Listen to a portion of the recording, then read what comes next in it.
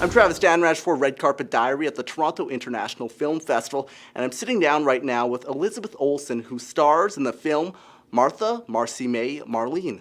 Thanks for coming in. Thank you. Now, do you think your character Martha knows who Martha is?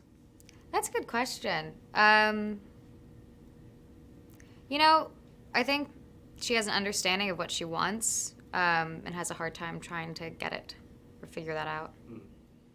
And what process does she really go through in the film about finding out about herself?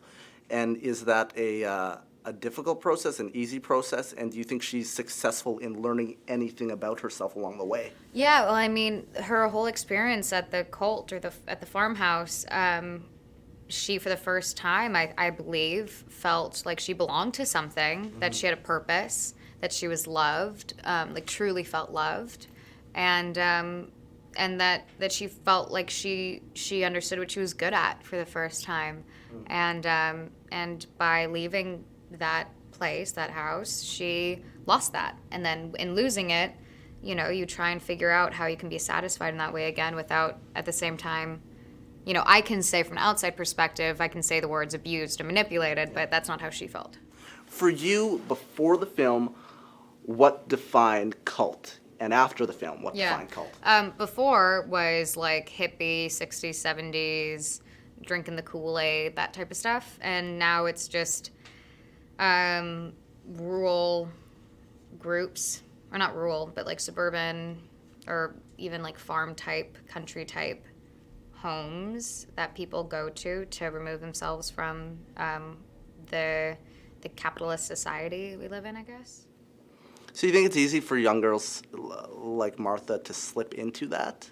It's not, I mean, it's definitely not unusual, but it's also not like super frequent. It's not like a huge issue we have in the world. But it is something where if you've never felt loved or cared for, that you belong to something, then it is attractive. And it is attractive to feel like you're part of these groups of people that all care for the same thing and they all share, and it's this, you know, it is like sort of like a Buddhist like sort of point of view, you know, that you all share things, that there's no past, there's no future, there's only the present moment. Now, your family obviously has been in the world that is Hollywood for a long time, your two sisters. You know, seeing what they went through on screen, they've got very successful careers, but also seeing the negative part of things and what the media can become and the paparazzi element. Yeah. Did that ever deter you from pursuing your goal? It did, yeah. When I was I think 9th grade, so I was like 15 or something. That was also like the peak of all of that. But I decided to just continue studying theater and really just think of it as like an approach to like anything that you really love to do, and study it and learn it and try and pursue it. And it just all kind of happened.